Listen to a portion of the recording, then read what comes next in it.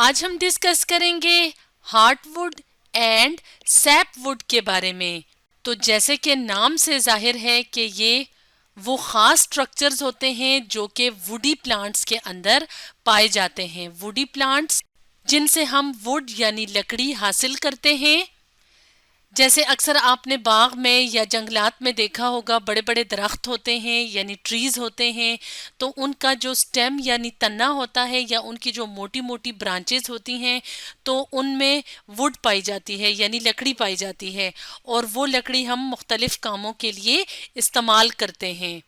तो अगर बात की जाए वुड की, तो वुड बनती है सेकेंडरी ग्रोथ के नतीजे में। तो अगर बात की जाए प्लांट्स की, तो प्लांट्स में जो सेकेंडरी ग्रोथ होती है उसमें प्लांट्स की जो स्टेम होती है यानी जो तना होता है वो इंक्रीज करता है, यानी प्लांट्स की जो विड्थ है या गर्थ है वो इंक्रीज करती है। और प्राइमरी जो ग्रोथ होती है पौधों की या प्लांट्स की, तो उसमें प्लांट्स की हाइट इंक्रीज करती है। तो जब प्लांट में सेकेंडरी ग्रोथ होती है तो उसमें खास किस्म के टिश्यूज मदद देते हैं जिनको कहा जाता है कैम्बियम टिश्यू। तो कैम्बियम टिश्यूज में वेस्कुलर कैम्बियम होते हैं और कॉर्क कैम्बियम टिश्यूज होते हैं जो कि सेकेंडरी ग्रोथ में मदद देते हैं। और प्लांट्स में अगर हार्टवुड और सैपवुड की बात की जाए तो देखने में ये इस तरह के नजर आते हैं, यानी कि अगर तने को इस तरह, ये स्टेम है, इसको काट के अंदर से देखा जाए तो वुड में दो रीजन्स नजर आते हैं। एक डार्क कलर का एरिया होता है, तो वो जो डार्क कलर का रीजन होता है वुड के अंदर उसको कहा जाता है हार्टवुड, और ये जो लाइटर रीजन होता है इसको कहा जाता है सैपवुड। तो हार्टवुड कहाँ पे मौजूद है? अंदर वाली तरफ, यानी जो डेड सेल से मिलके बनने वाली जो वुड होती है जो कि अंदर की तरफ मौजूद होती है, तो उसको कहा जाता है हार्टवुड। जबकि सैपवुड वुडी प्लांट्स के अंदर जो बाहर वाला पार्ट होता है तो इसको सैपवुड कहा जाता है, और इसमें जो सेल्स होते हैं वो लिविंग सेल्स होते हैं। लिविंग सेल्स यानी वो सेल्स जो एक्टिवली डिवाइड कर सकते हैं। तो इस तरह से अगर वुडी प्लांट को ऐसे काट के अंदर से देखा जाए तो उसमें जो अंदरूनी डार्कर रीजन होगा वो हार्टवुड कहलाएगा, क्योंकि उसमें डेड सेल्स मौजूद होते हैं और ख़ास किस्म के जो मटेरियल्स होते हैं उसकी डेपोजिशन या जमा होने की वजह से इसका कलर डार्क होता है। जबकि सैपवुड जो है वो बाहर वाली जो लकड़ी होती है उसको सैपवुड कहा जाता है। तो अब हम वन बाय वन करके हार्टवुड और सैपवुड के बारे में डिस्कस करते हैं। तो इसके लिए हम अपने सामने यहाँ पे वुडी प्लांट की स्टेम की एक और तस्वीर ले आते हैं। यहाँ पे अगर हम देखें तो यहाँ पे हमें दरख्त का तना नज़र आ रहा है, यानी तने का एक पार्ट जो है वो काटा हुआ है और उसको इंटरनली शो किया हुआ है कि इंटरनली इसके अंदर कौन कौन से पार्ट्स, कौन कौन से हिस्से मौजूद हैं। तो हार्टवुड के अंदर ख़ास किस्म के कंपाउंड्स मौजूद होते हैं, जैसे कि ऑयल्स हैं, रेजन्स हैं, गम्स हैं, टेनन्स हैं। तो ये जो ख़ास किस्म के कंपाउंड्स होते हैं इनको हम अपनी पिछली वीडियो में डिटेल से डिस्कस कर चुके हैं। तो ये जो इनर डार्क कलर का रीजन होता है वुडी प्लांट्स में, तो इसको हार्टवुड कहा जाता है। इसमें मुख्तलिफ तरह के कंपाउंड्स शामिल होते हैं, और हार्टवुड जो है वो डेड सेल से मिलके बना होता है, और बुनियादी तौर पे जो सेकेंडरी जाइलम है वो बनाती है हार्टवुड और सैपवुड। तो जो सेकेंडरी जाइलम है उसमें जो नॉन फंक्शनल पार्ट होता है, यानी ये वाला जो पार्ट होता है जिसमें डेड सेल्स होते हैं, तो इसको कहा जाता है हार्टवुड। तो यहाँ पे इस तस्वीर की मदद से हम देख भी लेते हैं कि कौन कौन से पार्ट्स होते हैं। जैसे कि हमने वीडियो के स्टार्ट में बताया था कि वुडी प्लांट्स के अंदर ख़ास किस्म का टिश्यू होता है जिसको कैम्बियम कहा जाता है। तो कैम्बियम में एक होता है वेस्कुलर कैम्बियम और दूसरा है कॉर्क कैम्बियम।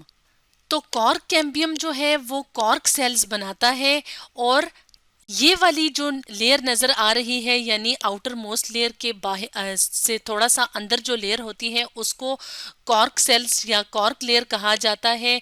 तो वो कौन सी कैम्बियम बनाती है? Cork cambium. तो जो वेस्कुलर कैम्बियम के जो टिश्यू हैं वो बनाते हैं प्राइमरी जाइलम और प्राइमरी फ्लोएम, जो कि एक्टिवली डिवाइडिंग सेल्स होते हैं। तो जैसे जैसे टाइम गुजरता है फर्दर वेस्कुलर कैम्बियम दो और तरह के टिश्यूज बनाते हैं, एक को कहा जाता है सेकेंडरी फ्लोएम और एक को कहा जाता है सेकेंडरी जाइलम। तो इसका मतलब है कि जो कैम्बियम टिश्यू है वो सेकेंडरी ग्रोथ में मदद देता है, और कैम्बियम टिश्यू के अंदर जो वेस्कुलर कैम्बियम है वो बनाता है सेकेंडरी फ्लोएम और सेकेंडरी जाइलम। तो सेकेंडरी जाइलम जो है वो ज़्यादातर मदद देता है स्टेम की थिकनेस को इंक्रीज करने में, यानी जो स्टेम की थिकनेस इंक्रीज होती है वो ज़्यादातर किस टिश्यू की वजह से होती है? सेकेंडरी जाइलम की वजह से। तो जो सेकेंडरी जाइलम है वही हार्टवुड भी बनाती है और सैपवुड भी बनाती है। तो हार्टवुड डार्क कलर की जो वुड होती है जिसमें नॉन फंक्शनल डेड सेल्स मौजूद होते हैं, तो ये बहुत मजबूत पार्ट होता है वुडी प्लांट्स का, इसलिए इसको इस्तेमाल किया जाता है फर्नीचर बनाने के लिए, क्योंकि हम जानते हैं कि फर्नीचर जो है उसके लिए मजबूत लकड़ी की ज़रूरत होती है। और दूसरी बात ये कि फर्नीचर बनाने के लिए इस तरह की वुड ज़रूरत होती है जिसपे के कीड़े मकोड़े और फंगस वगैरह अटैक ना कर सके, क्योंकि जब इंसेक्ट्स या फंगस जो है वो जिस लकड़ी पे अटैक करता है तो वो लकड़ी कमज़ोर हो जाती है, वीक हो जाती है, जिससे फर्नीचर अच्छे वाला नहीं बनाया जा सकता। लेकिन जो हार्ड वुड है तो ये रेजिस्टेंट है, यानी इस तरह की वुड पे फंगस और इंसेक्ट्स या कीड़े मकोड़े अटैक नहीं कर सकते। तो इसलिए हार्ड वुड को इस्तेमाल किया जाता है फर्नीचर वगैरह के बनाने में। और हार्डवुड के लिए एक और वर्ड इस्तेमाल किया जाता है, वो है ड्यूरामेन, यानी कि हार्डवुड को ड्यूरामेन भी कहा जाता है। अब हम बात करेंगे सैपवुड की, जो कि वुडी प्लांट्स के अंदर जो हमें इस तरह का लाइटर रीजन यानी हल्का वाला रीजन नज़र आता है, सॉरी हल्के कलर का जो रीजन नज़र आता है उसको सैपवुड कहा जाता है। तो सैपवुड को एल्बर्नम भी कहा जाता है। और ये सैपवुड जो होती है वो क्या होती है? लाइट इन कलर, यानी लाइट कलर्ड होती है।